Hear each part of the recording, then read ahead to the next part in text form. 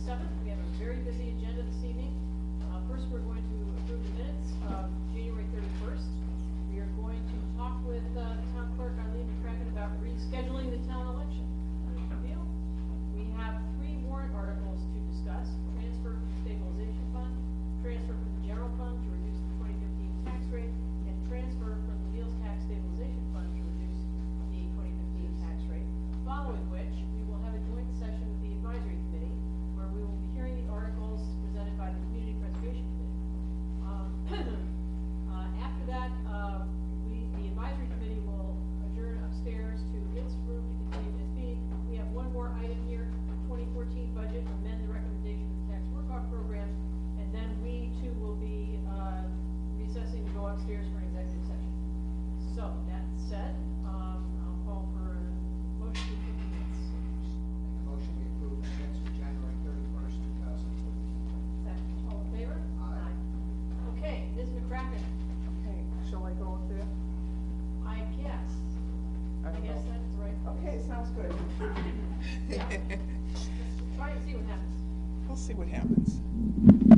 Oops, did that hurt? No, it's good, it's good. I'm sorry. That's okay. First, before I go into what I came here for, I just want to introduce my new assistant, Liz McVarish. Liz has worked with me for 12 years, and I'm so happy that she accepted the position. And she, along with my new employee, Nisha O'Neill, we should be a great team. Congratulations. Yes. Thank you. Thank you. So as you know, we will be having a special state election to fill the Senate seat that was held by John Kerry. And the special election, the special election, yes, is set for June 25th with a primary on April 30th. We have a town meeting a town election on April 27th, so there's only 3 days. And since there are the 3 days, and the Secretary of State's office filed legislation to allow municipalities to change the date of the election as long as the election is within 30 days of the primary. So I'm asking you if I can change the election to April 30th, which would be Tuesday. Can I ask you a question? Sure. Did the legislature pass? Yes. Okay, just checking. Yes. So you're saying we should, instead of voting on Senate, Correct. we vote on Tuesday? Yes. For both of them. Can't do it the other way? No, isn't that too bad? No. Early returns from Hingham. Yes. No, and there will be a lot of extra work that we'll have to do for this, because we'll have to have one right after the other, voter registrations, and then we also have we would have to have two separate books for each election. We'd have to have a book for the town election, a book for the state election. So there's a lot for my department to have to do. So, but I really believe that the town election usually costs about $8,000, not including postage, for absentee ballots. So I think that it might be feasible for us to do, and I'm asking you to think of it. Do you think you're going to be getting more absentee ballots? In primaries, we really don't get as many as we would get in that, as we did in this last election that we had, but we still get a formidable amount. And then the town election also. It depends on what's on the ballot. When you say we have to have a book for the town election, a book for the state election, That's the check-in books and check-out books. but not if we have one election. We still have to do it that way, Why? because we have to separate them. Will there be 2 ballots? There will be 3 ballots that there's Democrat, Republicans, and there might be 4. So everybody gets one of the primary ballots, Right. and then town ballot. Because there may be somebody that may not want to vote in the town election or may not want to vote in the primary. So we have to separate them. There may be separate totals for each. And so we'll save $8,000, but it does sound confusing. It does sound confusing. And there is another town clerk, I don't remember what town she was from, that that says she's done about 5 or 6 of them, I think it was, Liz, within 15 years, and she said that they work, but they are a lot of work. And, Is but, it more work? Will it be more work to do it in one day than? well, I think it would be more work to have an election on Saturday and then have another election on Tuesday. Because the having to set up and take down or whatever, all of the ballot, the booths, thank you, the the booths and everything. I'm glad I have Liz with me. But I think that and it would hold up the school longer, because they would have to have one on Saturday. Because we set up the day before, we break down the day after, so it would stay up for those extra days. Well, we'll save some money, and it might result in more votes in one of the other elections than otherwise might have been. I would think so. Maybe that might improve turnout for either vote, I would think. So that would be a problem. It'll be interesting. It could be the other way, because Saturday is the traditional. Yes. Day after town meeting.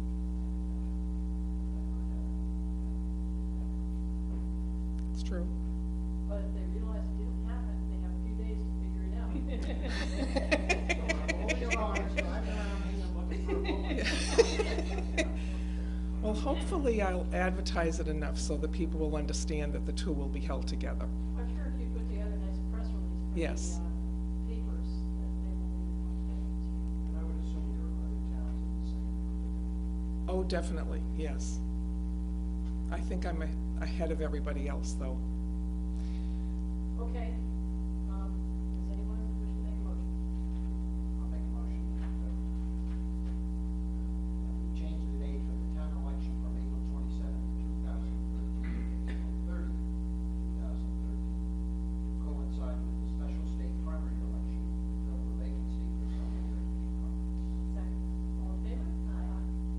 Thank you very much. I hope. Why don't you take care of this first vote before I'd like to make a motion to declare a local state of emergency beginning at 7 a.m. tomorrow through Monday at 7 a.m. do not panic. Yes, please. State of emergency simply allows us to spend whatever we need to spend in order to do whatever comes our way, and if nothing comes our way, no harm done. So don't worry. I'll second the motion. All in favor? Okay, we're on to the proposed warrant articles, transfer from the stabilization fund. Would you like guys to introduce this article?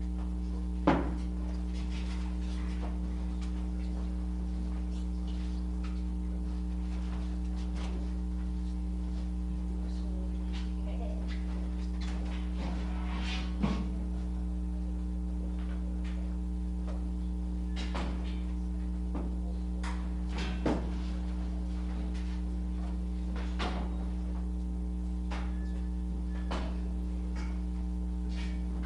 This article seeks to appropriate, transfer from the stabilization fund a sum of $176,629 for the purpose of reducing the fiscal 2014 tax rate. You recall over the years, we kind of set aside money in the stabilization fund for bond premiums for sale of assets, sale of buildings. You know, they pick up on the mic. With your back here to everybody who can't hear this. Okay.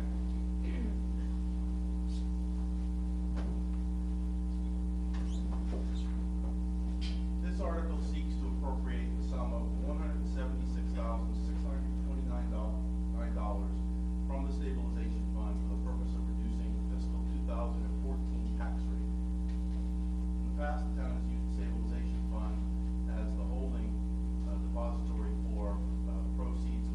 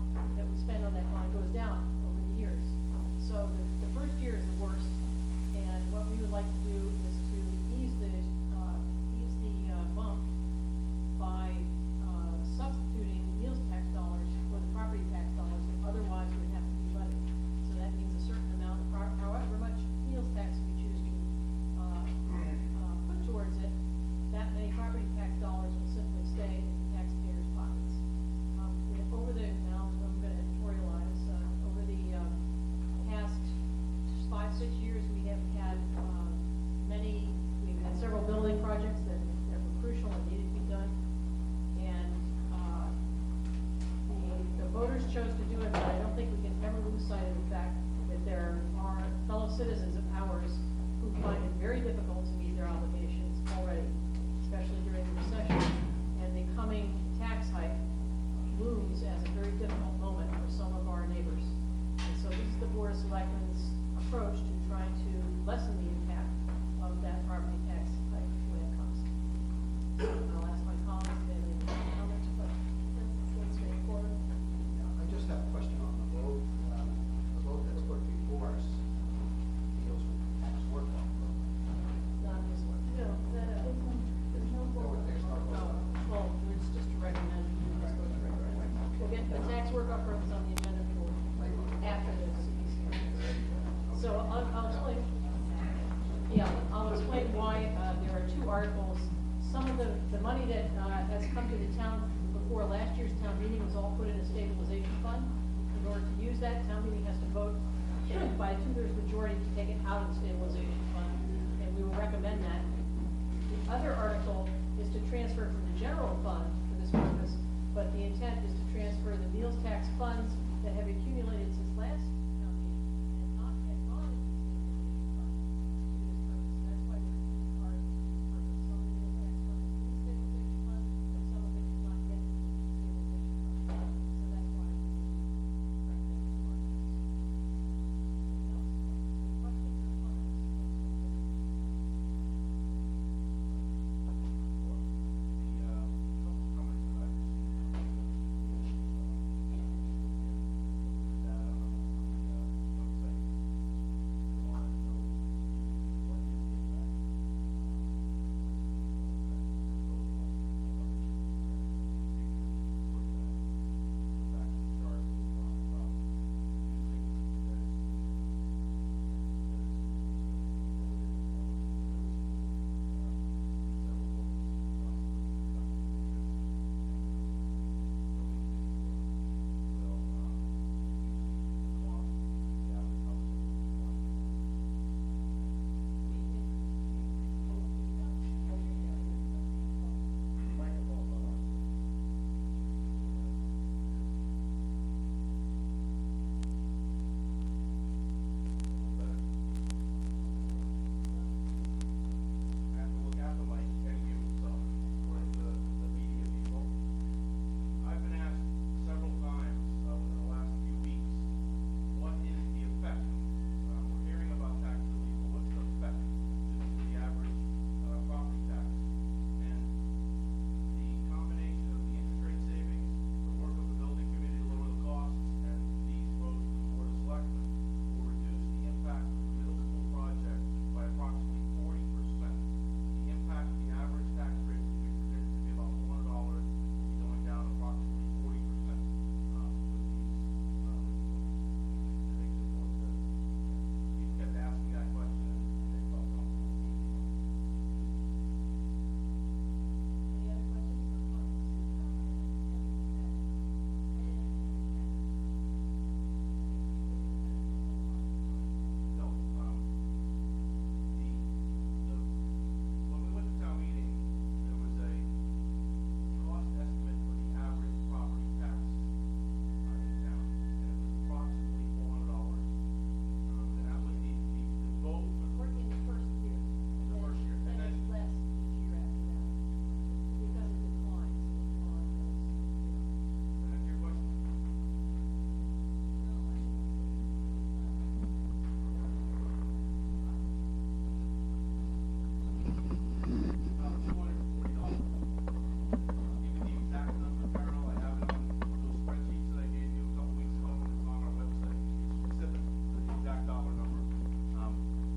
To give people a sense of what the community's been asking me in correspondence is, okay, we hear this, what does it mean to us? And so the town had put out an estimate when the project was voted of approximately $400 for the average valued residential property tax in the town of Hingham.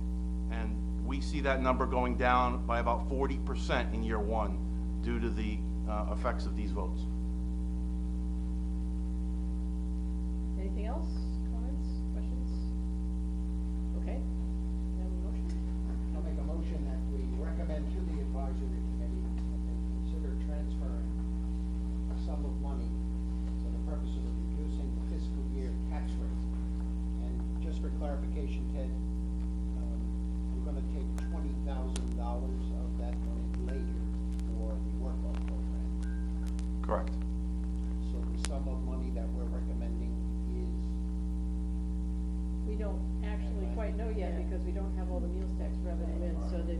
advisory committee will be able to But they will.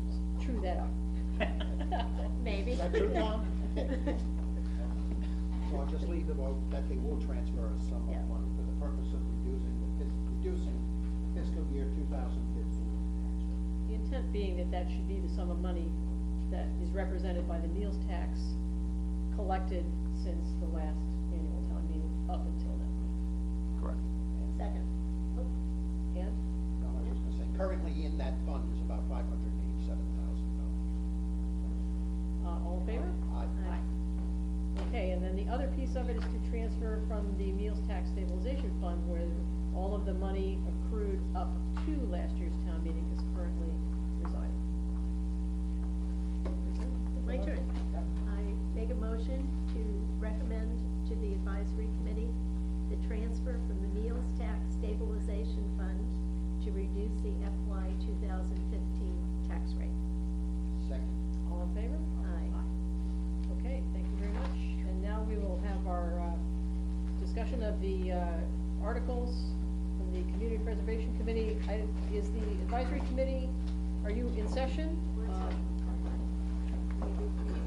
Is there- Are we all changing seats now? Okay, do you want to join us up here, Karen? Are we going over there? No, I think we're okay. Because there's just Karen to join us, I think. We'll be okay. We can sit over there. Okay. Stay here. You have all the microphones, look at those. They're all.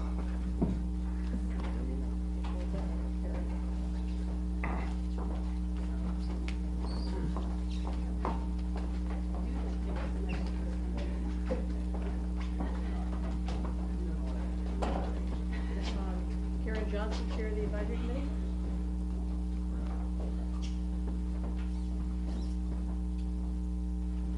This is a posted meeting of the advisory committee, so I would like to call us to order at 7:20, and I know that we have a quorum. There are 4 seats right in front here. This one?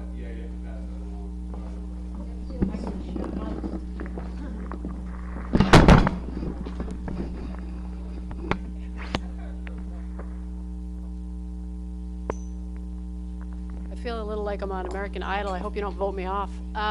So I'd like to call, this is a posted public meeting of the advisory committee. I'd like to call us to order now at 7:21, and I note that we have a quorum for tonight. Okay, with that, I will ask Bob Curley, who's representing tonight's Community Preservation Committee, to join us. And he will be discussing 1, 2, 3. Will you be discussing more than the 3 articles, Bob?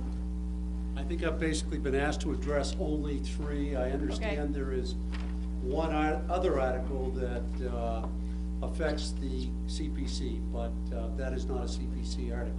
Okay. And so good evening to Good evening. the chair and members of the selectmen, Mr. Alexiadis, and the chair and members of the advisory committee. For the record, I am Bob Curley, 1 Gristmill Lane, vice chair of the Community Preservation Committee. Our chair, Dan Coughlin, sends his regards and felicitations from sunny Florida. He can't be with us tonight. I'd like to start off with a few historical comments about the Community Preservation Act in Hingham, which has now been in effect slightly more than 10 years. Over the course of the 10 years prior to June of 2012, there has been net appropriations through CPA funds of $11,284,996. Of that amount, $968,964 was appropriated for community housing projects.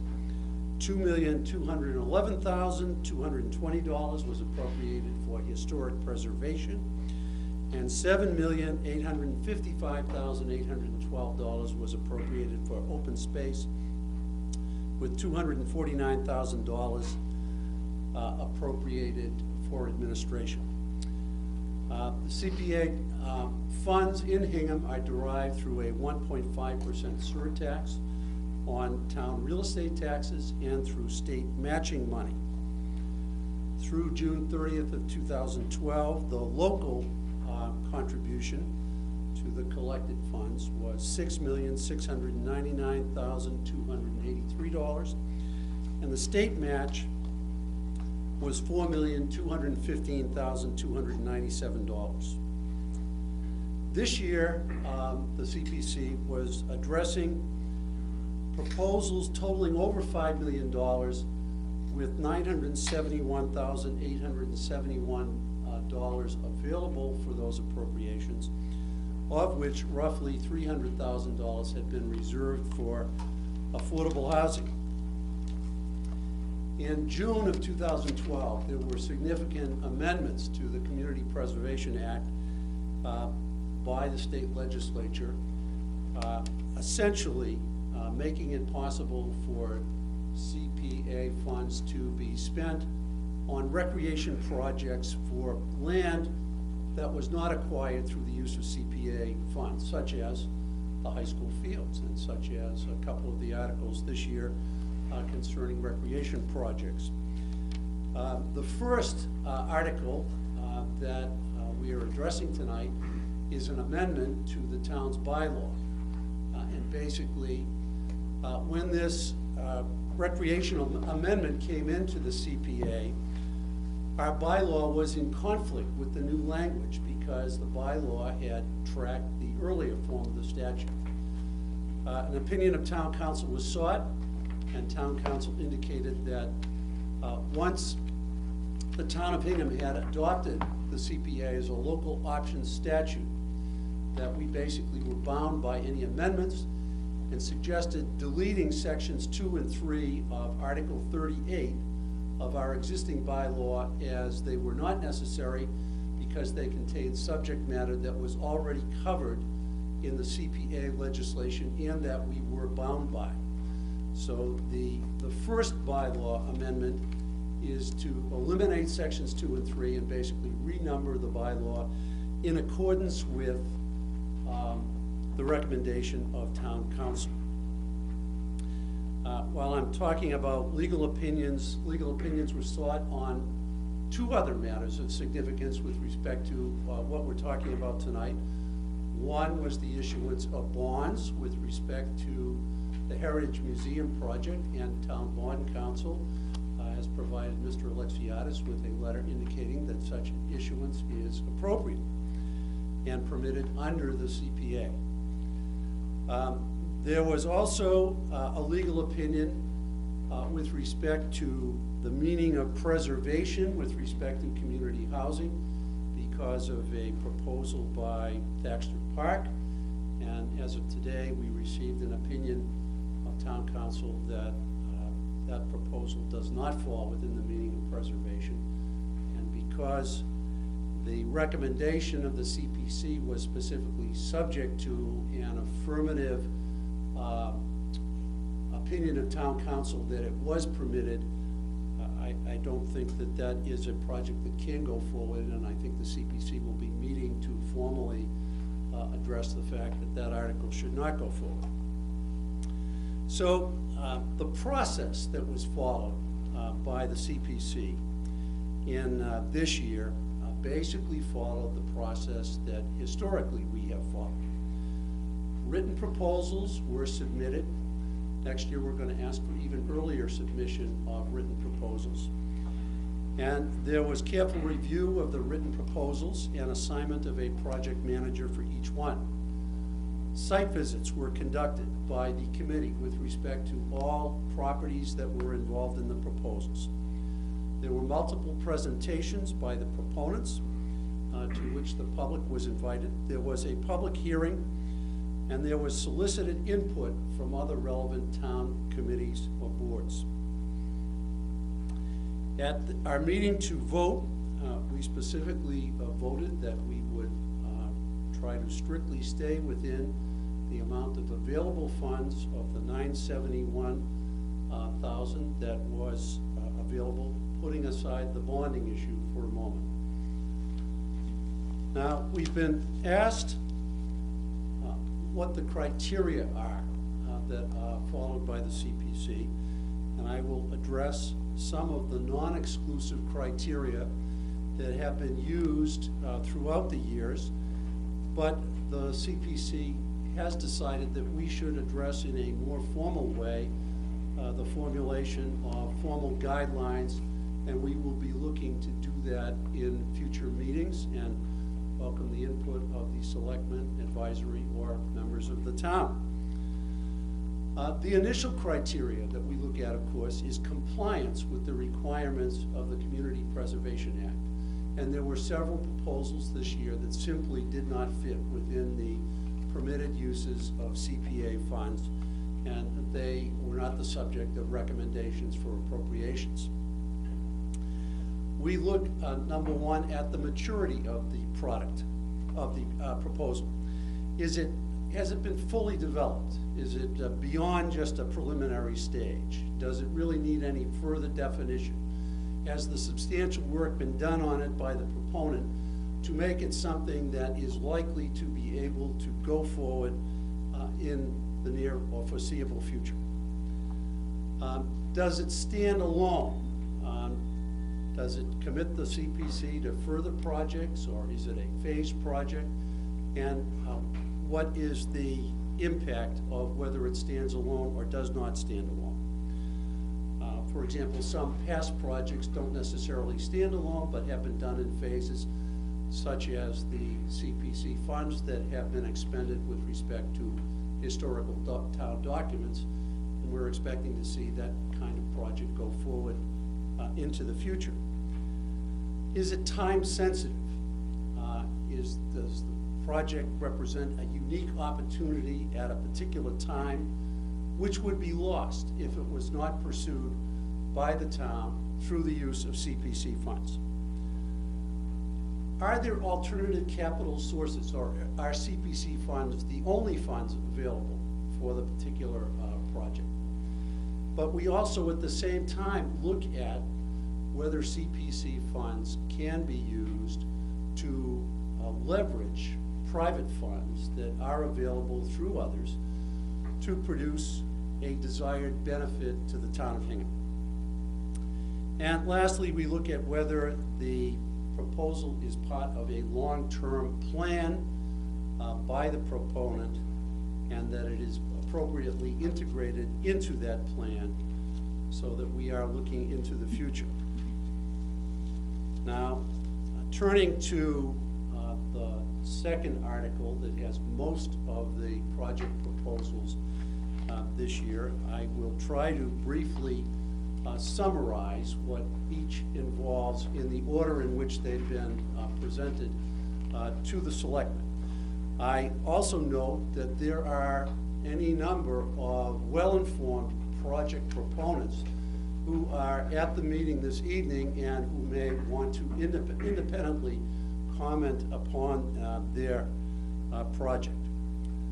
The first recommended appropriation is for $10,000 to the CPC Administrative Fund. That fund is used for things such as legal expense with respect to open space purchases and the recording of appropriate easements and restrictions when we have that type of issue before the CPC. We actually cut down that request from $25,000 initially to $10,000 in order to balance the books. The second article that is on the list of warrant articles was the Thaxter housing proposal, which was essentially for new lighting and for sidewalk restoration. And as town council has indicated, that this does not fall within the scope of preservation under the CPA, that it is not funds, they are not funds that we can authorize without running a substantial risk of being successfully challenged. There's a City of Newton case that is almost directly on point. The Thaxter housing was not acquired with CPA funds. As you're probably all well aware, it's a state project, and under existing legislation, just can't use the funds for what they have been requested for. We have had a substantial discussion this year with folks from the community housing boards in this town as to the kinds of things that we in fact can use CPA funds for, and have encouraged them, because we now have a very substantial CPA reserve for affordable housing, to identify and pursue appropriate projects in the future. The next warrant article relates to the restoration of the Ames Chapel for the amount of $280,000, and it is anticipated that there may be a further recommendation next year. The Ames Chapel is part of the heart of historic downtown Hingham. The Ames Chapel is located within the Hingham Cemetery, where Benjamin Lincoln's earthly remains reside, along with many other prominent early settlers. The Ames Chapel was built in 1886. It is a very attractive Victorian building that originally did serve as a chapel.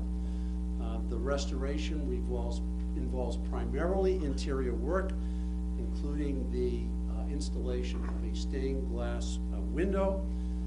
The amount requested by the Hingham Cemetery Corporation is essentially a third of the cost, so that these funds are being substantially leveraged by a contribution from the endowment of the Hingham Cemetery Corporation, as well as private fundraising, and this renovated space should provide a multi-dimensional space for use by the community of Hingham going forward into the future.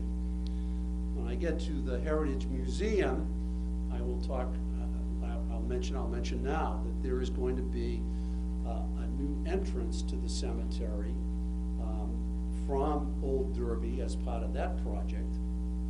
And I think ultimately, in terms of substantial downtown historic resources of the town, that the Ames Chapel will play a substantial role. The recommendation of the $280,000 is contingent upon the Hingham Cemetery verifying that they have raised their portion of the funds, and the funds would not be due and payable until verification of that fact had occurred. The next item is the GAR Hall, which we have inspected and examined. There are rotting fascia boards. There is substantial need of painting of the entire exterior. It is an iconic building in Hingham. It is a building that has been the subject, primarily on the interior, but on the exterior as well, of prior CPA projects. It is essentially the home of our veterans community, and now is a wonderful museum to the military past of Hingham. And we've had Roger Fernandez look at the amounts as the town engineer to determine that they were appropriate. We actually think we may be slightly low. We cut back a little bit, but we think that is a very worthwhile project that will preserve and rehabilitate the historic building of the GAR Hall. The next project is the East Street Skate House.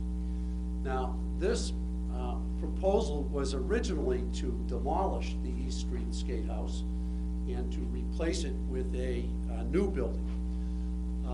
When the CPC members visited the East Street Skate House, it became apparent to us that this had some relatively significant historic value and recent historic value for many, many people, and we felt that we really were in the business of preserving things rather than demolishing things. And so we thought that it made more sense to study the historic preservation of that building, the Recreation Commission agreed with us, came back with a proposal to study the historic preservation of that building for $8,200, and that is what that warrant article addresses. The Hingham Historical Commission has designated this as a historical property at this point in time, and be happy to answer any questions now or later about that as necessary. The next article is the Noonan property, which is essentially close to the intersection of Rockland and Kilby Streets. It has Sidney's Pond on it, and the recommendations of the CPC involve the purchase of one parcel and the placement of a conservation restriction on a second parcel comprising 5.62 acres, including substantially all of Sidney's Pond. This property has been on Hingham's open space and land use recreation plan and was identified by the Open Space Committee as its number one objective with respect to the CPC proposals for this year. There is a historic foundation on the property that was at one point Sidney's Ice House, and the Weir River Estuary Association has provided strong support for this. There's support from neighbors with respect to the historical area, and the price is supported by appropriate appraisals as a more than reasonable price. The next item is for the conservation fund of $10,000, and again, the conservation fund is used for sometimes appraisals, sometimes conservation restrictions, and the necessary administrative costs of open space and conservation articles. The next article is for the Bradley Woods Playground in the amount of $50,000. One of the driving considerations with respect to the CPC's recommendation of the Bradley Woods Playground project is that the playground equipment that is presently there is unsafe. It does not meet present safety standards. There was extremely strong support from the Bradley Woods community concerning this playground. It is an area that will be accessible to families that live in the shipyard area, and the playground will be renovated through the use of new playground equipment, which will meet current safety standards. The next item is two projects on Cronin Field. One, the basketball court, and the second, the inline hockey skating rink, for a total of $15,000. These were proposed by Recreation, and again, the driving force was that there are unsafe conditions on both of those play areas, primarily due to substantial cracking. I know that anybody that skates at all knows that hitting a crack sideways is about the worst thing you can do.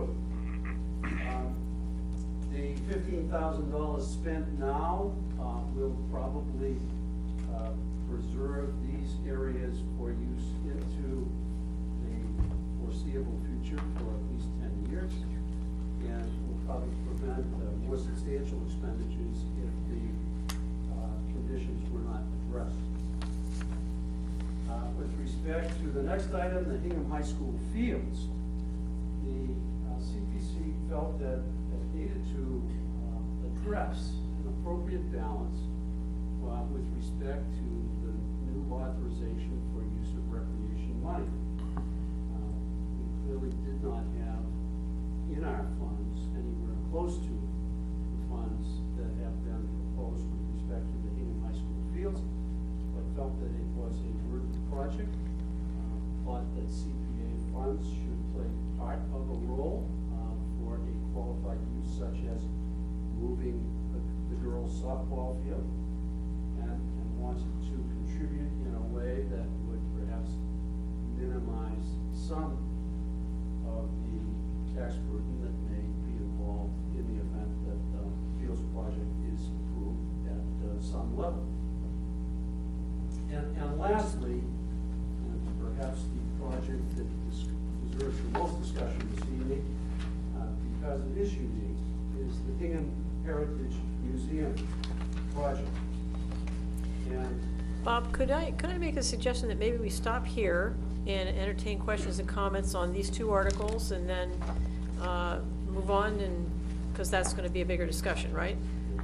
So I don't want people to forget what they wanted to ask about these articles. So what I'll do is I'll ask my colleagues if they have comments or questions, and then we'll ask the advisory committee the same, and then we'll see if there are any questions in the public.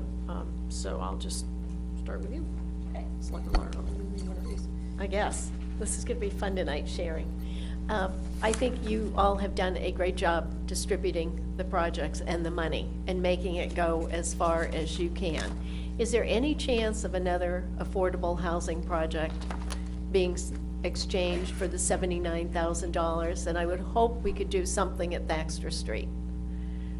I would hope we could do something at Thaxter Street as well. And we did last year at a very late request from Thaxter Street. And I know last year's CPC felt that it really was best if we went through the entire vetting process from substantially the start of the CPC year through the finish in order to be fair to the town and to other proponents.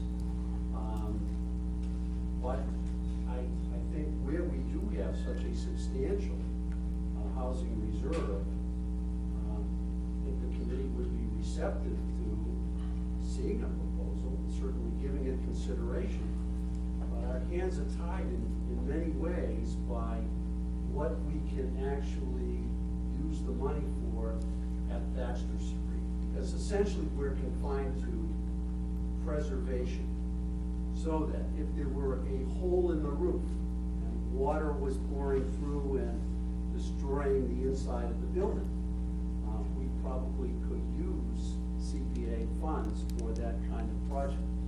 But for things that are basically rehabilitation, restoration, maintenance, and ADA compliance, those are not permissible expenditures with respect to Thaxter Street in terms of the existing legislation and the opinion of our town council.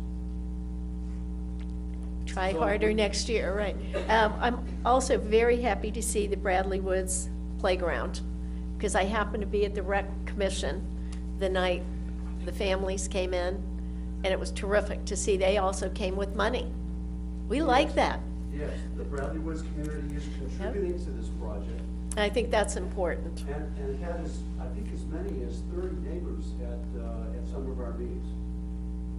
So thank you. I've got more questions. Let me pass it along and then come back. Thank you. Thank you, Bob. You, as usual, you do well. If I were Dan Coughlin, I'd look behind me very carefully. But Dan is sunning himself. I couldn't talk to him long today because of that. Dan's on the dessert course by now. I hope so. To the Bradley Woods project, which I know is of value to the neighborhood, just a comment. As you know, I have had discussions with the shipyard folks, and I would advise the development efforts that go there that we work closely with the shipyard people. They have expressed an interest and they appreciate the access, but that is something that we need to be mindful of as the project moves forward. The other issue I wanted to bring up, the Ames Chapel restoration, which I am very much in support of, as you know. I think it's important that it's the uses that we intended to be developed for be further clarified. because we have a number of other opportunities in the town for historic preservation efforts, and I think it would be helpful that we coordinate those efforts, particularly the project we're going to talk about later, the Heritage Museum, to make sure that we have a way to manage those uses carefully. As a member of the CPC, I have to tell you the due diligence and the leadership that occurred during starting with a big pile of projects and getting it down to a manageable amount was a worthwhile effort, and I commend you and the committee for the work that they did. There are many committee members here tonight. They deserve full credit. Thank you. That's all. Go ahead.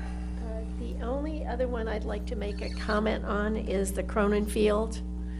The very wise use of the money as an asset management, where it's gonna cost $15,000 now versus if you wait, it's gonna cost you $100,000 or something on that neighborhood. So this is a very wise use of the money.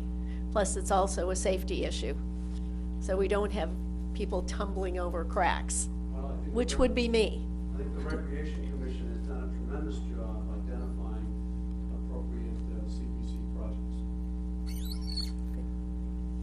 My turn. Okay, this is always a great night for us because we get to see the hard work that your committee's put forward in a variety of very important areas that are important to the town. I know that the liaisons have been keeping close tabs on your process. Some of us, though, aren't as up to speed on these projects, so there may be some questions from the advisory committee. I think you may have to come up to the mic if you want to, so that might dissuade you, but if you'd like to ask some questions. Okay, I did have a couple of questions, Bob, and one of them is, I share Irma's concern about the expenditure of affordable housing funds in town, and I'm just curious as to the process that you undertook to evaluate earlier on, maybe, whether or not you could spend these funds for the intended project. I think from our earliest discussion of this project, it was identified that there were potential legal problems with respect to this. The specific statutory language was discussed. It was drawn to the attention of the Thaxter Park people and to the Hingham Affordable Housing Trust folks. And we actually went through a discussion of ways in which CPA funds could be used for projects such as Thaxter. But it's my understanding that the folks on Beacon Hill really would like to see CPA funds used to create new units of affordable housing. And anybody who's out there listening, we'd be delighted to see proposals for new units of affordable housing, such as the Veterans Home on Fort Hill Street, and such as the affordable house on Scotland Road that was added to our affordable housing stock with CPA funds. Well, it's interesting you mention our friends on Beacon Hill, because it would be helpful if they stepped in here to support a state-owned facility, right? Yes. Okay. It would be very helpful. Just And checking. I know the folks at Thaxter would greatly appreciate it. I can recall how to go to Beacon Hill. I helped get You some helped. boilers You done, helped. yeah. That's right. They are actually required to make a request for CPA funds before they can then go to Beacon Hill and say, well, we get turned down. I'll just address this question briefly as a That's a good announcement. good announcement. Ladies and gentlemen, no school tomorrow, Friday, February 8th, just so you, that was the police letting us know. That was perfect time. Yes. Well, I didn't think so, but anyway. As the selectman representative to the Hingham Affordable Housing Trust, I'll just say a few words on this subject, because it often comes up at town meeting. People express frustration that why can't we spend some more money on affordable housing? And after 6 years working on the trust, I think I can say that affordable housing is long and complicated to do. It's not like buying a piece of land and giving it to the Conservation Commission and you're done.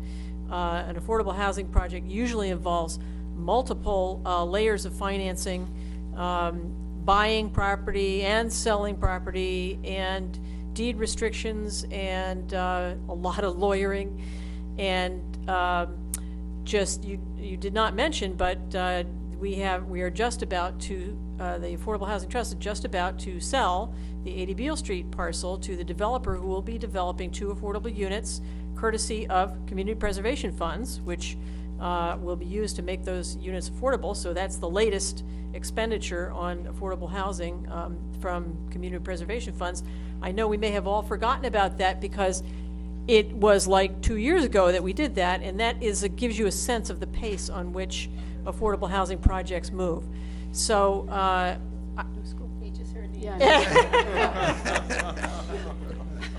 So, I would say not to despair that there are the Affordable Housing Trust will be meeting next week to discuss what's next after the 80 Beale Street project, now that we finished it, and I think it will be something of larger scope and will provide probably a significant opportunity for community preservation funds to help to create some units. But it is long, complicated, difficult, involves subsidies from many different government agencies, and just is hard to get your arms around. The Veterans Home did take a long time. It's another example of the complexity that you mentioned. And we did look at one other affordable proposal this year, but it was for a 1740s structure on the Home Meadows land. Okay. And the price just didn't make any sense, as well as ongoing maintenance costs. We talked with Jim O'Brien about it, and he basically indicated for that kind of price, he could probably build 3 condo units someplace else. But those are the kind of projects we would love to see come our way. We're working on it. I did have a couple other questions, unless you want to, is that all right? I'll follow up on the affordable. Oh, go ahead, because I'm going to switch topics. Bob, is there anything that can be done to use the rules to funnel money to Thaxter Street, or does that look like a dead end? Well, we'd have to see a specific proposal that falls within preservation. The things we've seen are new lighting, ADA compliance, sidewalk construction, and we just haven't had anything come to us that meets preservation criteria. And again, it seems very disappointing, because I was part of the group that went on the boiler hunt. Right. And I think there was 6 of us and 30 of them in the room. Right. And we still didn't get the boilers for what, 2 years? Something like that? But it's a shame that when housing is built, it's not kept up by the state. It is, and it is fundamentally a state problem. Okay, Ames Chapel, you mentioned that the renovated building would, folks would have access to that renovated building. Would it be sort of event space type, meeting space, and I guess open to Hingham residents? It would be open to Hingham residents. Larry, do you want to comment on that? Larry's the project proponent. You could just use, oh, that will work too, yeah. Thanks, Bob. Thanks, What Bob. else does he need? Okay, can you hear me? I'm actually pretty loud either way. And I'm glad to have this opportunity because Bruce had brought it up. So we do envision the chapel as a multi-purpose kind of building. It would seat about 90 people in rows and about 50 people around tables. So definitely you could have religious ceremonies there, weddings, funerals, christenings, and whatnot. Not everybody in the town is affiliated with a church, or even if they are, they might want a more intimate space for that kind of setting. But we also envision it for use for residents who want to hold meetings there, conferences there. For instance, we've already spoken to Bob Goggin at the bank, and he loves the idea of using the building to have some of his bank's meetings there, and we're in discussions with the Hingham Downtown Merchants Association, and they like that idea. There might be overflow from the community center. The woman who does yoga with high school crew is interested in using that space for her yoga sessions with the students. People could have it for private parties. Let's say you're having a 50th wedding anniversary or a special birthday or something. You could have access to the building. We also envision school groups coming in because, as Bob said, it's a very historic spot. There are many famous, very important people buried in the cemetery that nobody knows about, and it would be a very good opportunity to bring children in there, and we would have a digital display that would sort of introduce them to who's in the cemetery. And it's not just Benjamin Lincoln, but it's one of Paul Revere's daughters. It's the governor who was the first governor in the North to send a black regiment to fight in the Civil War, the soldier who was the prototype for the main character in the Red Badge of Courage, and the list goes on. And that would be a great way to introduce school children to this historic treasure trove that we have right off the town square. So it's sort of as many uses as people could think of who live in Hingham or who have organizations in Hingham. That's how many uses we want to put the chapel to use for. So does that answer the question? Can I ask you one more while you're up here? You can ask me 5 more. Okay, I'll only ask one though. Okay. It sounded like from Mr. Curley that this grant of money was subject to some fundraising by your group, and I just was wondering about the timeline for that. And you know, it looked like it was going to be a third, so it's a pretty ambitious fundraising goal for you. We are already, well, the money, the second third, which comes from our endowment, is in place. Okay. And the third is already more than halfway filled. So we're getting there pretty quickly, and now with the CPA nod, we feel very strongly that we're going to get there even faster. Great, thank you very much. Sure. As you may remember, Karen, this was a project that was proposed last year as well. Right. One of the things that was addressed, that has been addressed by the Cemetery Corporation, is fundraising. Right, I remember that. And the skating club project, is that going to fall within your historic category or your recreational category? Historic preservation. Okay. With respect to the open space acquisition, I'm assuming you're providing for conservation restriction for that? Yes. Okay. And last but not least, the Bradley Woods Playground, is that a town-owned playground? Is that? My understanding it is. Thank you. Okay, and the advisory committee, are you all taken care of? Okay, is there anybody from the public who would like to make a comment or ask a question on any of the articles that we've discussed so far? Yes, ma'am, please come forward and state your name. Sure.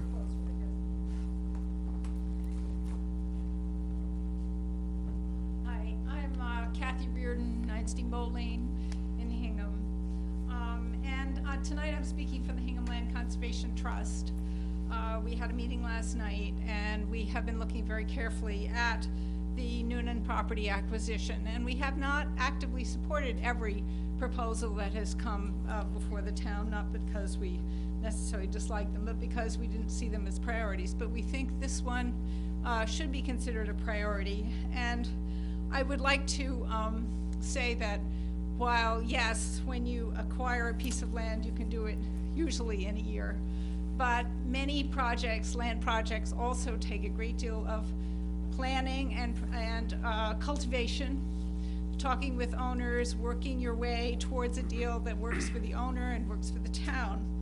And this is a real reflection of the kind of work that the Weir River Estuary Park Group and the Weir River Estuary Protection groups have been doing over the many years. The Amante property a few years ago was an example of this, and this is now another example of this, and this one has taken at least 3 years to come from an idea to a deal that really works for the town, that gives the town the kind of protection we want in the Weir River Estuary, provides some recreational opportunities, particularly for neighbors and people who are nearby, to walk into that property and to see the pond and to use it for skating. And I think it's an ideal kind of project, and shows you know, that in fact it does take a while to get to the point where a project is ready for the town. And I think this one is ready, and we hope that you will support it. Thank you. Thank you. Anybody I else? can just add to that comment, because I think the acquisition of the conservation easement for $15,000 on essentially one parcel of land that, essentially preserves that area for conservation purposes is a great use of CPA funds, because we don't actually have to buy the fee title to the land, but we get the benefit of the open space and conservation. Okay. Anything else? Okay, then we will move on to the, oh, yes, sir.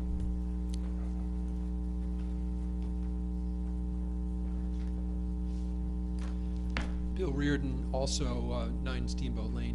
I just wanted to speak to two matters. One, as the former chairman of the Community Preservation Committee and a member for the last 5 years, I would agree with the sentiment mentioned several times that I thought CPC did an incredible job this year with a very large group of projects and some very new things that they were dealing with, both in terms of changes in the legislation and for the first time considering what we will take up shortly here, the notion of bonding a project over a longer period of time. So kudos to my successors for, from my perspective, doing a terrific job of continuing what has been a committee that has done a lot in the town. Secondly, I wanted, for purposes of what may be further discussion surrounding particularly this Noonan project, to give a little bit of his historic CPC perspective as the advisory committee is considering this. It may well come up that you may point out, well, wait a minute, this came before CPC 2 other times. Why didn't you act on it then, and why are you now acting on it? And to some extent, that's a measure of what my wife has spoken to. The 2 prior times, and I want to say it was 2 years ago and either 3 or 4 years ago, that the Open Space Acquisition Committee approached CPC and said, would you consider acquiring the entirety of the Noonan property? And the price tag was of multiples, about 4 times what we're looking at here. And frankly, I would say personally, I did not see the value relationship between the proposed cost and what the town would get. What this proposal this year, after multiple iterations, has achieved is something that is very different. It is literally a 1/4 of what was originally contemplated, acquires roughly 2/3 of the property, and frankly acquires the parcels and the resource, the water resource that we care most about. Last year we had 2 projects, real estate acquisitions. They both spoke to water, you'll recall, up in South Hingham. This one does as well. A tour last Sunday made clear for me, frankly, for the first time. I mean, I've looked at this parcel 2 other times in my capacity as chairman of the committee, and I said, I don't get it. Tell me the story here. And we had to go to the site and understand the flows of water coming off of Old Colony Hill and World's End, coming across underneath Rockland Street, flowing into this pond, and then ultimately flowing through a rather incredible granite culvert that goes under the old railroad bed and directly into the Weir River. So I got it literally for the first time. And then I said, and we also are getting this for a fraction of the cost, and we're getting the parts that we really care about. So to the extent that someone might bring up, well, why are you doing it now when you didn't before? I think that's relevant for the advisory committee and the selectmen to be aware of. Thank you. Thank you. Anybody else?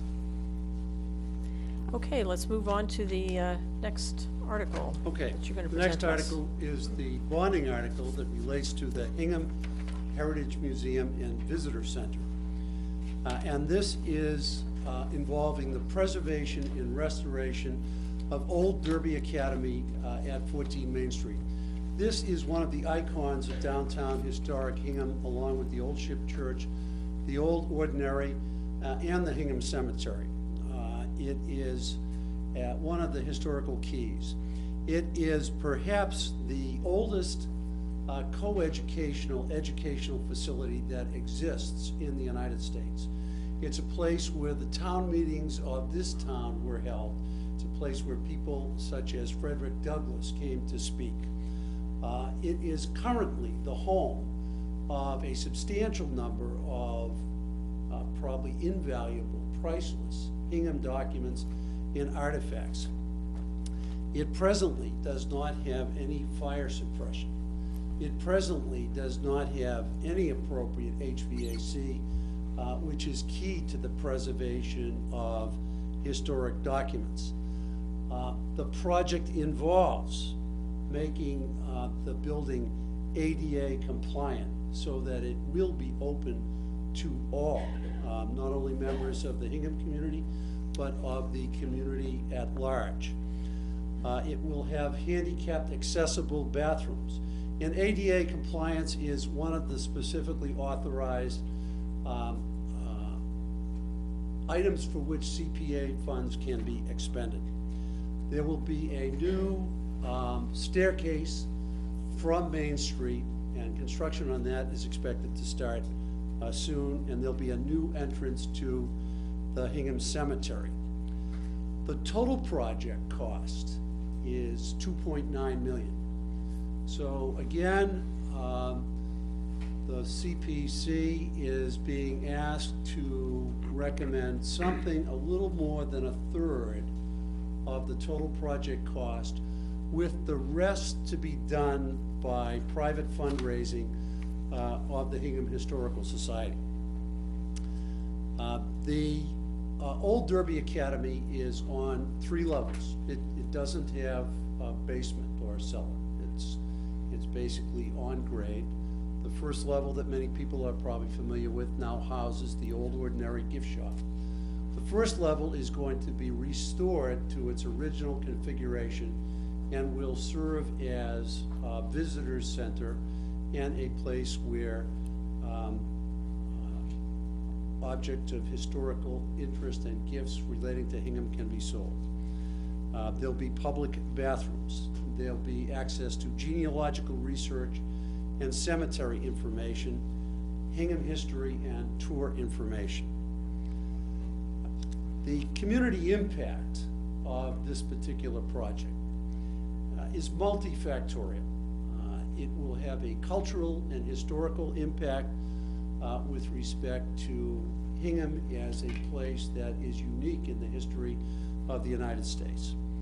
It will have an educational impact with respect to not only our students in our schools, but to those who are interested in colonial history and the role that Hingham has played in that history. It will have an economic impact. It will serve as an anchor to downtown business. It will bring visitors to the downtown Hingham area and will provide a destination for people to visit, and identifying historical destinations for buses of people to use or to come and visit has become an increased item of interest in the historical community. The Hingham Historical Society Centennial is in 2014. There are over 12,000 artifacts in its collections. Many of these are stored at the Old Ordinary, and there is not a lot of opportunity for them to see the light of day because of inadequate space to exhibit them. The concept is there are going to be on the second floor, which was the original school, that there will be rolling exhibit cases that can be configured in different ways that will maintain that space for use as functions and gatherings. I know the Historical Commission has had historical meetings there almost annually, and there are many other town events that are held there and will continue to be so. The preservation of this building actually was the work of town visionaries, because in 1965 the idea was to take down this wonderful building and make it a parking lot. And wouldn't downtown Hingham be different if people didn't have that vision at that time to preserve this structure and this piece of history? And I think what we are looking for on the CPC today is to share the vision of the Hingham Historical Society to produce a heritage museum and center for this town that will last for hopefully hundreds of years, that will serve as a resource to generations of Hingham, just as the existing building already does.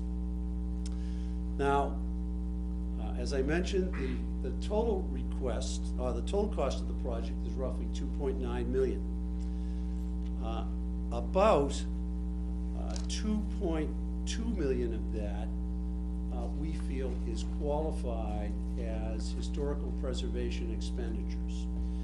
The Historical Society is asking for 1/2 of that 2.2 historically qualified amount with respect to this bond issue, and is well on the way in private fundraising. They're over $500,000 at this point in time, with constructions slated to begin as early as 2014. And I can tell from the energy and the confidence and capabilities of the board that they feel very certain that they are going to be able to meet that commitment. Nevertheless, if the town votes to authorize the bonding at town meeting, which would require a 2/3 vote, we do feel that there are certain protections that the town should have. And we have already engaged in discussions with members of the Historical Society, their legal counsel, and board about things such as a right of first refusal in the unlikely event that this building were ever to be sold, so that the town would have a way of recouping its investment. There would be a historic preservation restriction that would be placed on the building. The issuance of the bonds would be contingent upon verification that the Historical Society had done its expected fundraising, so that we don't foresee having the town go to the bond market until we know that the Historical Society has its share of the funds in place, ready to go. We need verification of the construction cost, so that we know that what is ultimately going to bid for construction is essentially the same project that we're talking about today. We're not so concerned if the costs go up, because that will be the obligation of the Historical Society, but we don't want to see that it's a lesser project than what we have been looking at this year and last year. This is another project that has developed over the course of a long period of time. There was a lot of public discussion of it last year, and it was decided by the Historical Society that they would wait until this year to proceed to the CPC for an actual vote on its proposal. Now, with respect to the bonding, I have provided everybody with a working draft of a document that has not as yet been voted on by the CPC or approved, but it does provide some basic information about bonding. It provides the portion of the Community Preservation Act that authorizes the issuance of bonds. It provides, excuse me, an article from the CPA Coalition about the historic use of bonds in CPA projects. This is not an unusual funding mechanism in other communities. There have been over 40 communities that have issued bonds for 71 different CPA projects, which have involved $112 million. Now, the majority of those projects are open space projects, but the point of a bond issue is that it is something that we on the CPC think should only be used in a unique and extraordinary situation. And Lizzie Eldridge told me not to say unique or extraordinary. I had to be more concrete than that. So we asked the members of the committee, well, what are the kinds of things that you could foresee in the future, maybe asking for a bond issue about? And the sorts of answers we got, and I don't know that I can be more concrete than this, would be, you know, buying the old ship church, buying the Benjamin Lincoln House, or preserving World's End, which of course has also already been preserved by other visionaries. But we are not seeing the use of bonds as something that we are going to come to the town maybe ever again with respect to a CPA funding request.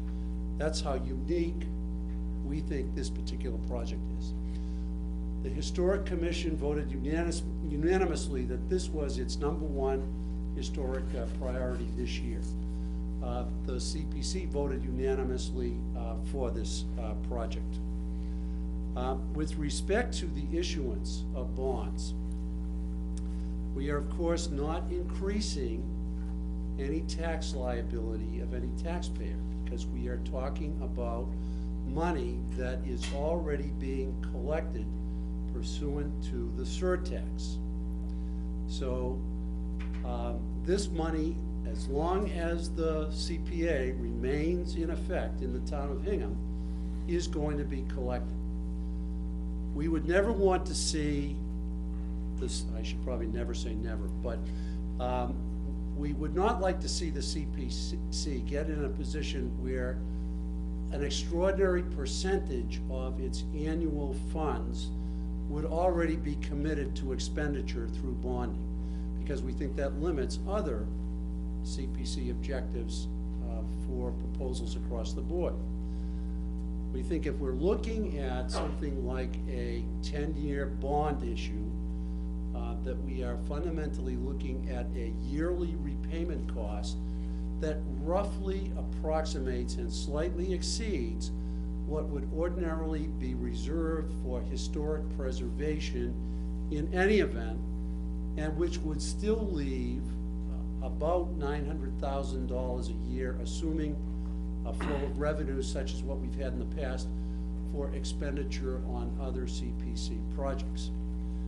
Now, we were asked, well, are there other things on the horizon that might call for an extraordinary expenditure of funds? And we actually, early in the year, had asked the Historical Commission, Recreation, and Open Space to provide us with a 5-year projection of the kinds of things that they are looking at. With respect to historical, there really was no project on the drawing boards that would be remotely considered by the CPC for bonding. With respect to recreation, they had a very well thought out plan, but again, the proposals were for relatively modest amounts of money that would not be triggering thoughts about bonding. With respect to open space, there was one parcel of land on Charles Street that had a projected acquisition cost of $1 million, but that is not anything definite and would have to be evaluated on its merits if and when it came before us.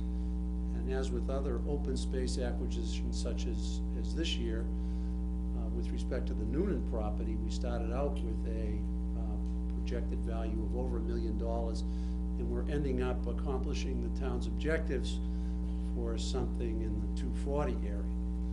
So I don't know that we could say that that property is anything that we would ask for bonding on. This is the only bonding request that the CPC in Hingham has ever made.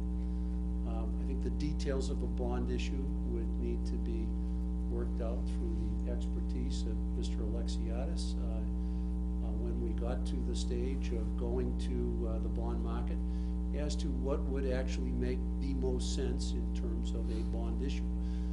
I don't think that is anything that we are in a position to address at this point in time, but we are confident that an appropriate bond issue could occur. In the event that the CPA was eliminated from Hingham, which I think hopefully is not a likely event, the surcharge would need to remain at least to the extent needed to pay off the bonds until those bonds were paid off. And the bonds may only be paid off through locally raised funds. They're not subject to a match. So, but we would continue to receive matching funds into the future. So I think I've hit the highlights. I'd be happy to address any questions from the board or the advisory commission. Thank you very much. Comments? That was extensive. Thank you, Bob. The only comment I would like to add is something that occurred at a CPC meeting where the recently appointed town historian, Alec McMillan, pointed out to the fact that those visionaries you referenced in your comments would remind us that they stood up when it was time back then, and that his recommendation was it is our time now. So that is the only statement I would add. Bob, you actually answered 99% of the questions I had on the precedent and the worry on the go-forward basis. The only other small question is, when you said there'd be about $900,000 left, how much of, after all the bonding, if all goes well, how much of that would be historic preservation? Well, if we're spending roughly $110,000 or more to pay off the bonds on a historic preservation project, that I would assume would come off the historic preservation reserve first.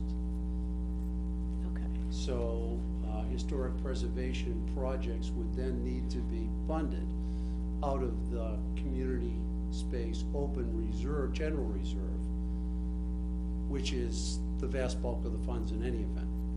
And roughly every year, we're reserving about $100,000 for historic preservation, $100,000 for open space, and $100,000 for affordable housing, and we have roughly another $700,000 of revenue, which goes into a general reserve, which could be used for anything. Thank you. This is a great project. Thank you very much.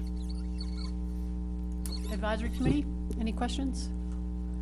I think you're saving it for another session upstairs. I think we're very interested in exploring this project with you. As you know, in the past, we've been very concerned about any borrowings associated with the CPA. So I'm sure that we'll continue to evaluate that aspect of the project. Well, I hope to come upstairs and participate. We hope you would come upstairs. Good. Any comments or questions from any members of the public on the proposal to bond for the Historical Museum? Mr. Cullings.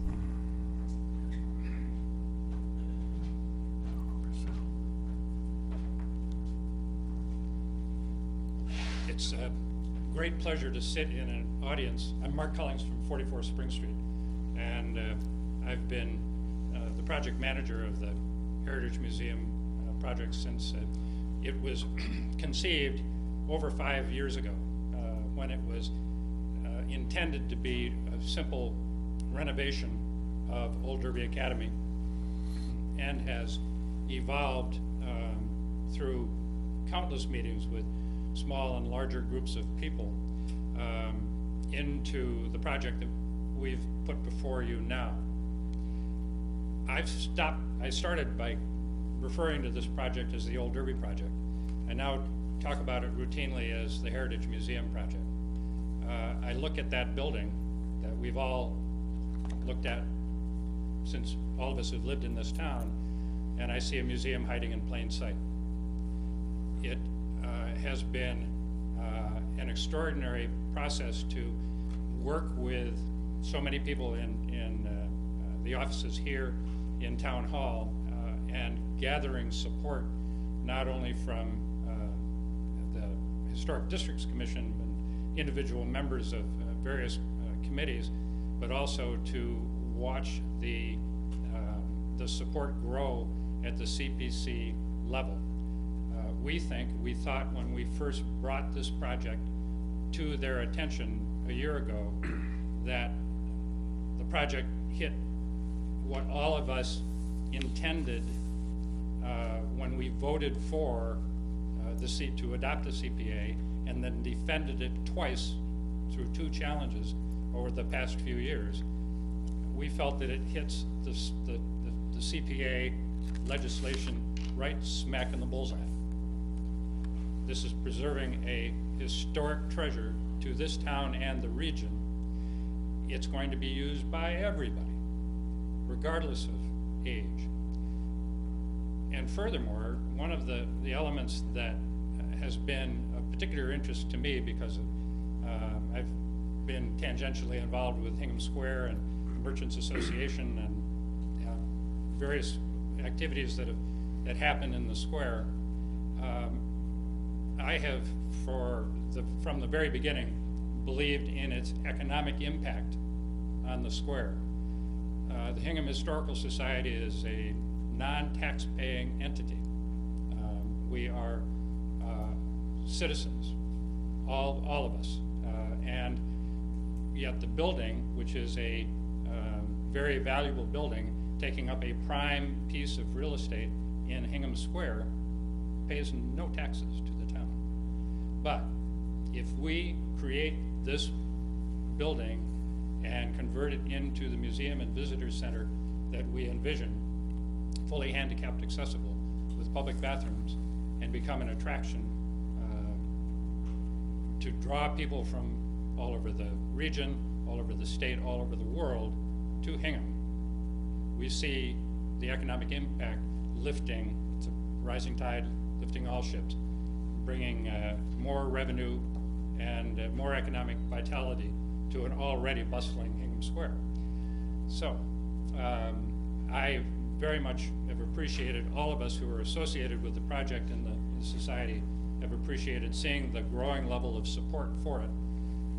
We are hopeful, very hopeful of support from the advisory committee, the Board of Selectmen, and ultimately town meeting. Thank you. Thank you. Anyone else? Comments on this article? Okay. Thank you very much, Mr. Curley. We really appreciate your very clear and comprehensive presentation. It was very helpful. We have 3 more articles that we are going to hear about this evening. The first one relates to conservation restrictions, the granting of conservation restrictions on properties acquired previously with community preservation funds. And I'm not sure who's going to present that. Would that be Betty and I have both been working on Okay. it. I can briefly. Why don't you go up there, since people seem to hear better from there? Sure.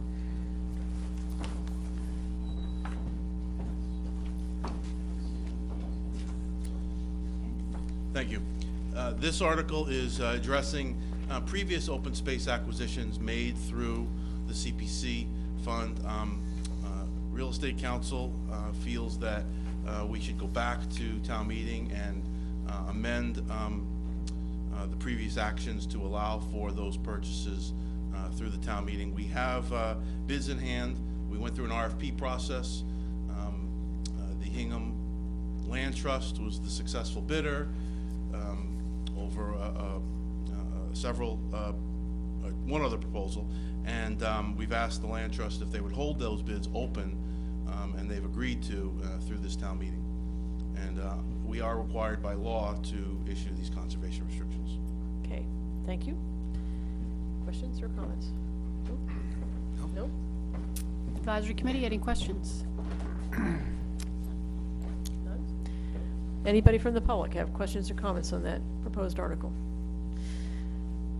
Then we will move on to the next article, which is to amend the general bylaw relative to a member of the Recreation Commission appointed to the Community Preservation Commission. And I think the proponent of this article is the Recreation Commission, if I'm not mistaken. Is that correct? So we'll invite Mr. Jones. Are you going to speak to this? Great.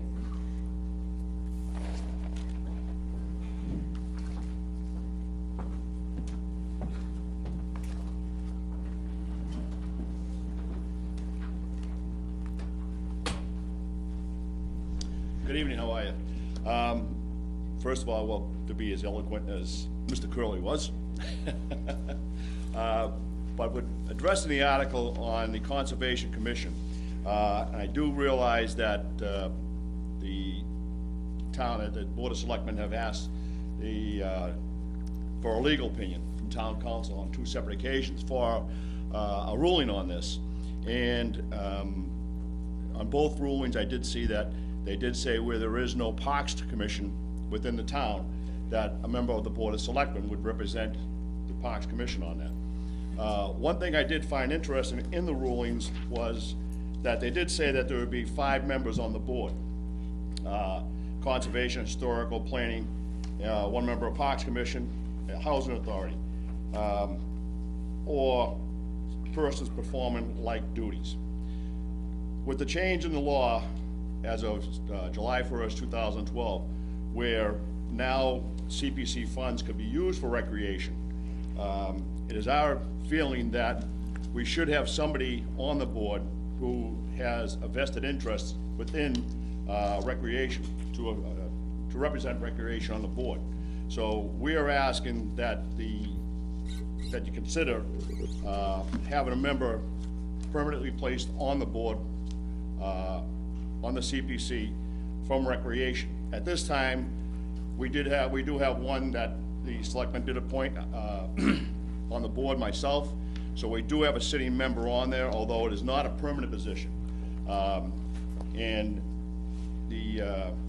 with the funds that are available, we would ask that we be considered to be on there. There are approximately 60 other towns throughout the Commonwealth that do have a permanent member of the recreation, Parks and Recreation, or recreation, who do sit on the board. Within the town of Hingham, there has never been any money spent on recreation except for this year, and we're thankful to the CPC for considering the projects that were put out there. It is something that the town gets a great benefit from. There are quite a few people who do use, kids and adults, who actually use these 2 courts out here that we're going over. The skate house this last weekend, the weekend before, we had over 600 people using it. So there are funds that are going to a great purpose and renovating different properties. But we are concerned that at some point in time, we could lose our position on the CPC. So we are asking that this would be brought forward and be considered on the town, so the town would have a vote, and the citizens of the town would have a vote to whether or not there should be a permanent position on of a recreation member on the CPC. And I know there are 2 different questions in there. Where would it come from? Would it be the moderator? The moderator has 2 appointments, and the selectmen have 2 appointments. Where we are there sitting now, we're one of our members, myself, sitting on the CPC, and as a selectman appointment, I would say that it would be a selectman's appointment.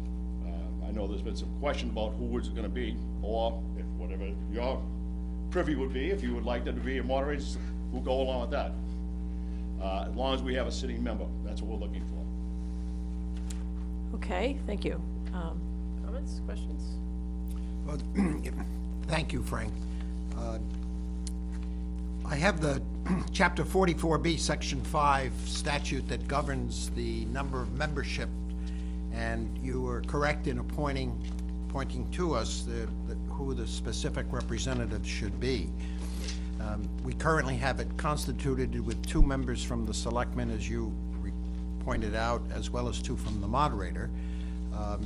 Would you entertain, as I read the statute, we could have to amend our bylaw to add a member and make it the Recreation Committee, which would permit the moderator and the selectmen to continue with their 2 representatives?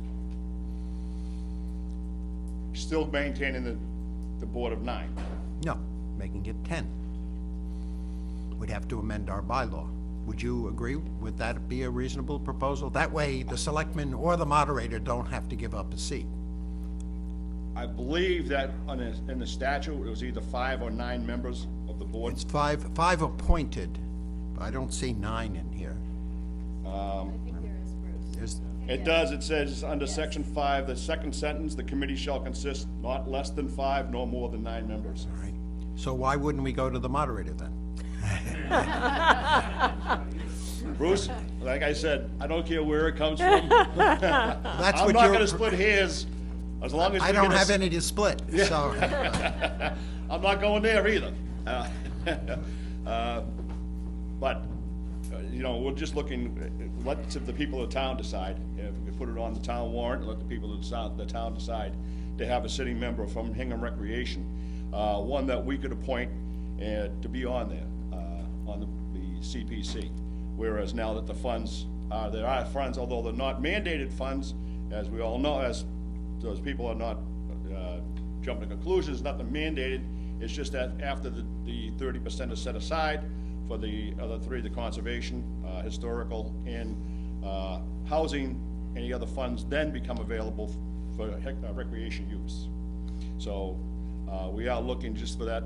Like I said, we're now, as of this past July, where it's changed, we are looking to have somebody on there that is interested, who has a concern with recreation, to protect our, to help us and further us through. So, like I said, we care. If you, the statute doesn't allow you to go to 10, but if that was available, we take it. But it's not. It's only 5 to 9. Other questions, comments? No? Okay. Mike, I hope Mike's watching. I do. I'm very supportive of this warrant article. I really believe we need a representative from the Recreation Commission, such as we have from other organizations. I see this as 2 ways of happening. Right now, we have a 9-member board. 1/3 of that board is selectmen.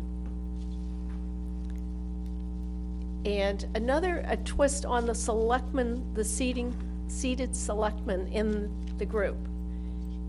Concern I have is if you are in the group making decisions which projects are going to get funded, when it comes time to vote as a board of selectmen, you've almost committed your vote. And perhaps there's new information. So I do see this as 2 very different ways. I look for a great discussion at advisory, but I would certainly hope to see a Recreation Commission member permanently appointed. That's my story, and I'm sticking to it. First of all, I am taking to heart Town Council's comments about the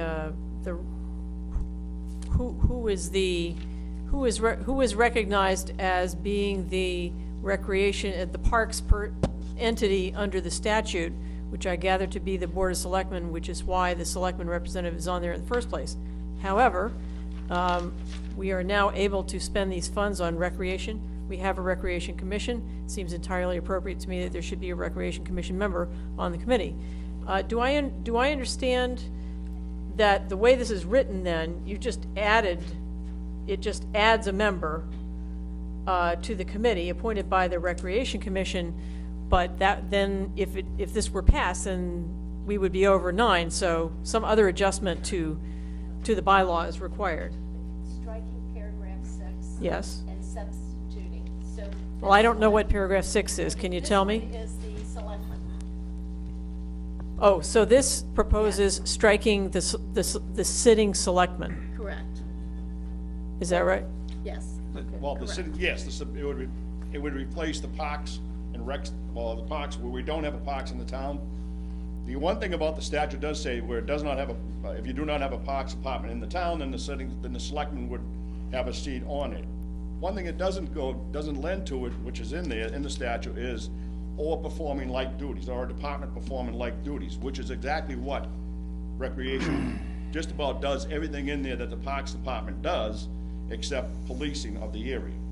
We have our own police department. It does, Well, correct me if I'm wrong, but the the wording about the parks representative is in there from the very beginning of the statute, right? It was in the statute when it was originally written. Yes. So my guess is that the reason for having a representative having to do with parks had to do with the open space aspect of the law, not with recreation, since recreation wasn't contemplated then. So I'm not thinking that necessarily follows that selectmen are sitting in lieu of recreation representatives, but rather as part of the open space aspect of it. Doesn't change my opinion that now that we can spend money on recreation, that it makes sense to have a recreation member. It just leaves it completely open for me whether the member that disappears should be a moderator appointment, a selectman appointment, or the selectman himself. And I'm actually content to leave that to the advisory committee to discuss, because that's fine. You guys can figure that out, and I'm fine with whatever. I'm saying that we're interested parties, and so we'll just let the advisory committee slice and dice that one for us. That would be fine with me. So you're trying to tell me I got another meeting after this? That's right. So that's where I stand on this, so I'll hand it over to you. All right, thanks, Frank. Any questions from the advisory committee? Lizzie, have you made your decision yet? No? Okay. I think we have no questions at this time. All right, thank you. Yes, we're on to the public. Mr. Reardon?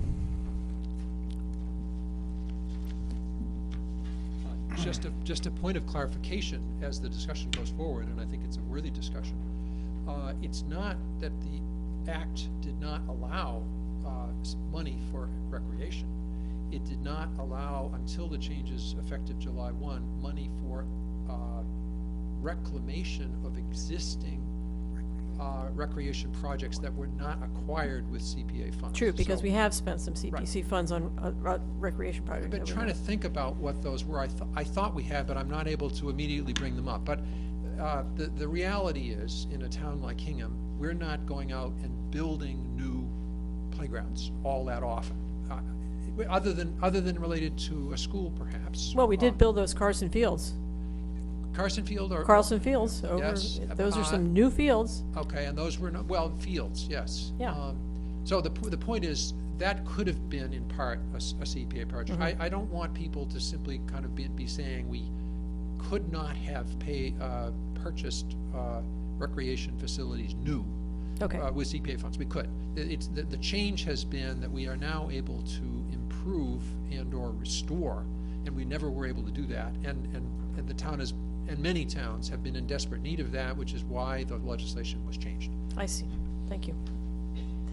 Now I understand. Anybody else? Comments from the public? Yes.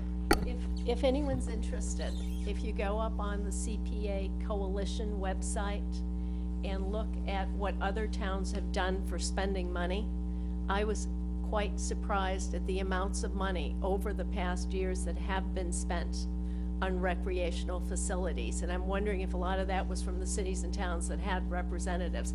But it is substantial, and for those of you that like to do some research, and I'm sure the advisory committee will, it's enlightening to see how much has been spent, and well spent, by the way.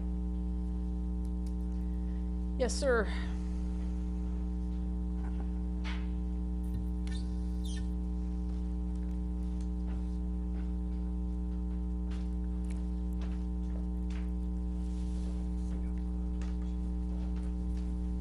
Tom Burbank, 17 Andrews Isle. I'd just like to make a point of information. There is a park that exists in Hingham. It's called Bear Cove Park. It has a committee that's responsible for the administration of it. And it has a selectman liaison. I think that fairly establishes that recreation is represented and should remain so. As far as open space is concerned, open space and recreation as it's defined in the lease, or not the lease, but the deed to the town from the federal government. Thank you. Thank you. Any other comments or questions? Okay, then we have, thank you to everybody related to the Community Preservation Committee. We have one more article that we were going to hear this evening that does not relate to the Community Preservation Act, but rather to the playing fields, which are currently controlled by the Board of Selectmen, which is a small subset of playing fields in the town of Hingham. There is a proposal to turn those fields over to the management of the Recreation Commission, to the control of the Recreation Commission. Currently, the Recreation Commission is managing it, but does not control them under law as they do the other fields that are currently in their portfolio. So I'm not sure who is the proponent of this article exactly. It's us. Okay. Well, there. It's us? There you go. You just heard it, but I'll invite Mr. Jones to come up and speak to it.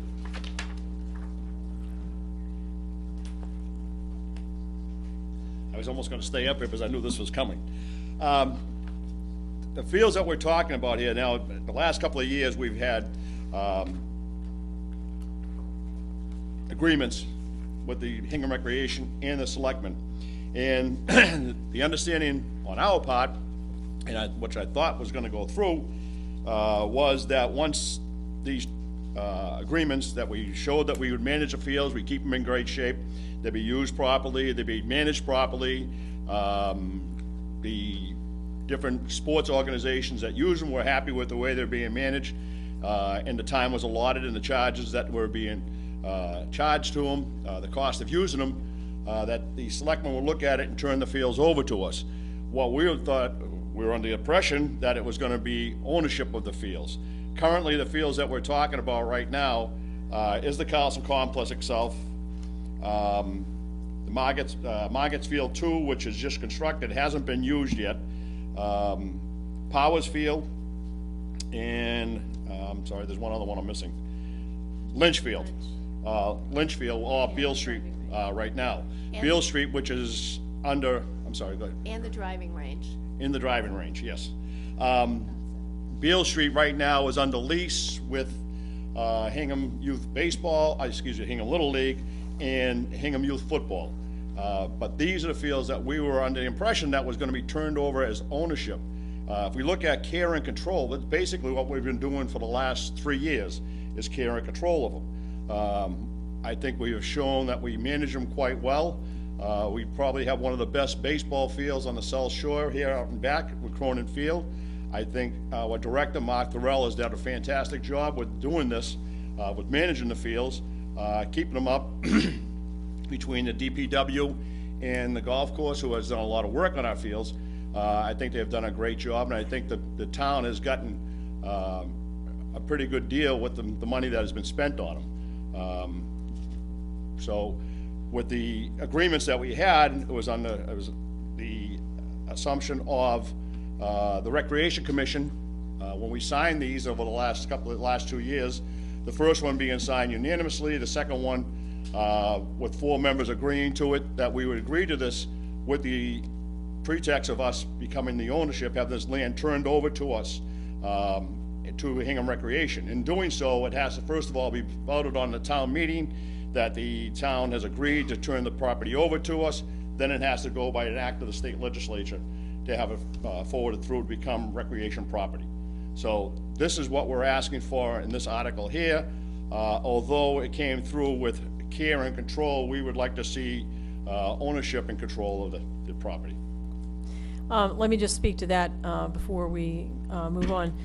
We can certainly ask, I think that's what we intended as well. So we certainly ask town council to make sure that that's worded correctly. I don't see anything about special legislation in here.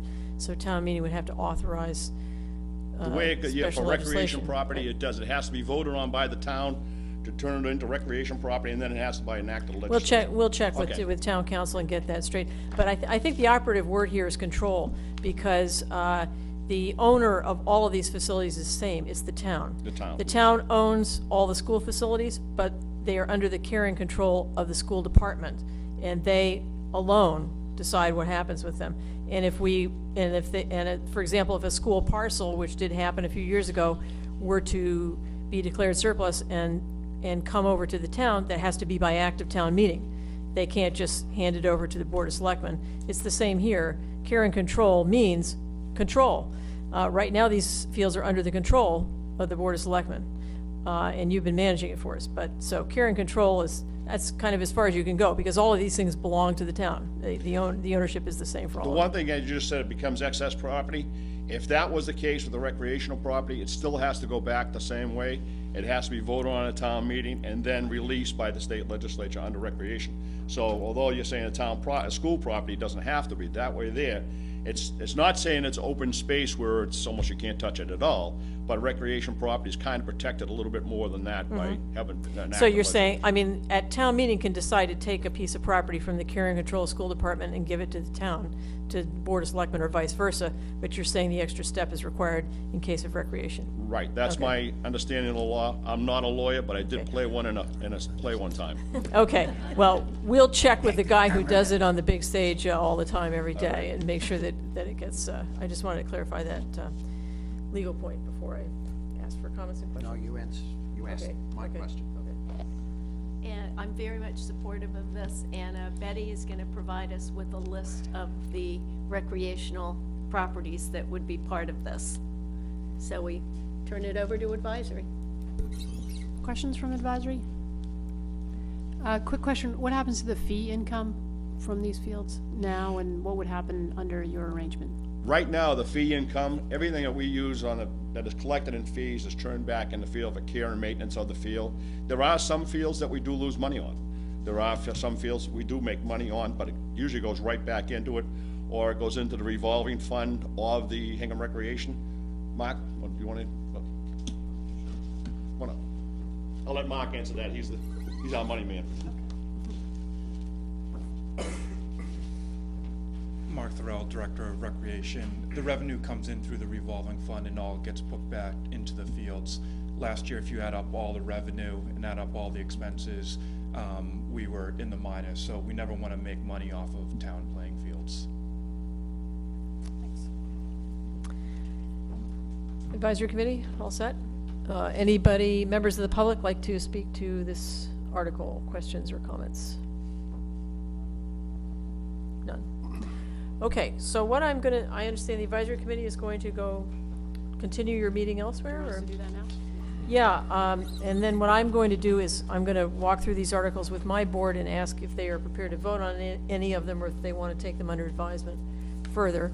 We'll see about that, but first. Okay, so the advisory committee, I'll entertain a motion to adjourn and reconvene. Is there a second? All those in favor, including the reconvening, say aye. Okay, thank you very much. Okay.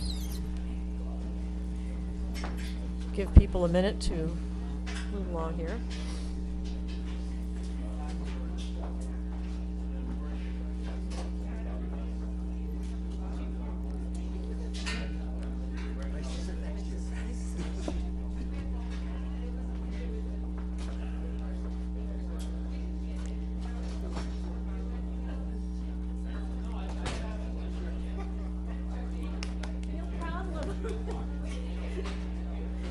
Okay, we're gonna continue our meeting. I don't have my gavel, so I have knuckles, but we're gonna continue our meeting. Thank you. Okay, let me just poll my colleagues here on the article related to amending the bylaw to make it agree with the state law relative to recreation funding. Would you like to vote now? Or? Sure. Okay, I'll accept a motion. Anyone? No, go ahead. I move to recommend to the advisory committee, Article U, CPC amend general bylaw with regard to Article 38 by striking sections 2 and 3. Second. All in favor? Aye. Okay, moving along to the CPC projects. Will you be wanting more information or time to consider these projects? Well, Article 2, the second section has been withdrawn. Yep. Yes. That's, Do we but have that's to, not, do we have to wait for a new list? Well, because are they intend to come back, I understand, that's what Bob said, that they would come back with a, Well, but it would just have the second section struck, right? The second project, the Housing Authority project is struck from the list, correct? That is correct. Okay. Well, it was a contingent vote Okay, so it is effectively struck from the So it's list. effectively struck, but I think the CPC would probably meet and Okay. say, we're formally rescinding it. Okay, would you like us to wait for you to do that before we take a vote? I mean, we can take a vote. We're not like the advisory committee. We just make recommendations to the advisory committee, so we can sort of word it however we want. We might vote for these articles with the understanding that section 2 is not, that project 2 cannot be executed, and so we don't recommend that, or something like that. I certainly have no objection to your voting on these tonight. It was my understanding generally before tonight that this was an informational session primarily. It And is. that there was another date that was established for voting. Yeah, let's wait And, then. and especially if Yeah. you're waiting for input from advisory on perhaps the bonding article, you might want to wait for the Right, well, further- that was the next, we hadn't gotten to that article yet, but. Understood, Why don't but we then I'm just, wait? all I'm asking is, do we need to take under advisement, or is there any articles that we can dispose of tonight? That's all I'm asking. We took care of one. We took care of one. Okay. Yeah, let's So wait we will then. wait on the other 2 CPC projects. Yep. Then I will ask you about the conservation restrictions on properties acquired with community preservation funds. I think we need to do that, so pass that along to Yeah. advisory. So, I'll accept a motion to approve that. I'll make a motion that we recommend to advisory Article X, the conservation restrictions on properties acquired with community preservation funds. Second. All in favor? Aye. Aye. Okay, relative to the article about putting a member of the Recreation Commission onto the Community Preservation Commission, I'm a little, where the language doesn't quite fill the bill. I mean, I think, I'm Agreed. thinking maybe let's wait a little bit and. I think both of those we can wait to see how, if in fact, we do need some wording in there for turning over the fields to go through the legislature. I And we don't should see probably any be harm- sure exactly Right, what's I don't- being I don't asked see for, any whether we harm need to go to waiting. legislature, et cetera, et cetera. Okay. And certainly the commission membership. This, Yeah, okay. So we have approved 2 articles. We've taken 4 articles under advisement. And we have one more item on our agenda, which is an amendment to the budget to increase the appropriation for the tax work-off program, which currently stands at $40,000, to increase it to $60,000 using meals tax funds, which we had discussed previously. So, do you have anything to add about this before we talk about it? and the difference is we're just making it effective in 2014. Right. Right. Nope, I'm all set. Okay, Fine. all set? Yep. Okay, I'll take a motion. I'll make a motion that we approve the amendment to the board voted on January 17, 2013, to add $20,000 to the tax work-off program from the general portion fund of the meals tax revenue. Second. All in favor? Aye. Aye. Oh, Clarification on that, right now, 10% of the, Oh, yes. program participants, are eligible for under 60. Oh, yes. We have 36 applicants and 4 under 60. Well, that's, the current plan calls for 10%, right? We wanna just wanna make sure you guys are on board with the same allocation. Okay, how do we, should we vote that? Just Just with, we'll say with the same, With the same continuing arrangement? the same That's your allocation. intention, Yes, Yeah. continuing the same, Okay, right. so we'll add that to the, if Kristen got that, add that to the vote. Okay, did we get Okay. as far as voting? Yep. 10%, yeah. Did we vote that? Yes. Oh, good, we did. okay. right. All right, then, I'll now entertain a motion relative to adjourning to executive session. Oh, what about the police officers? Oh, we didn't do the, All right, whoa, I'll yes, do that one. police officer vote. And I get to totally butcher some people's names, so let me apologize now. Okay? Okay. I make a motion to reappoint special police officers for the ensuing year. Brian Aguirre, Mark Brennan, Kenneth Corson, Joseph Driscoll, Mike Dunley, Daniel Galvin, Jonathan Gordon, Holly Krakonis, Ronald Lincoln, Joseph Mayer, Joseph McCracken, Michael McHugh, Michael Murray, Michael Parker, Mitchell Powers, Michael Riley, Charles Souther, Thomas Steen, Joan Sullivan, Russell Way Jr., Jim Wells, and Brian Willard. Second. All in favor? Aye. Aye. Okay, on to the next motion. Okay, I'll make a motion that we adjourn to executive session, not to return to open session, for purpose of discussing strategy with respect to potential litigation and contract negotiations, since discussion in open session may have a detrimental effect on the negotiating position of the town. Second. All in favor? Aye. Thank you very much for joining us.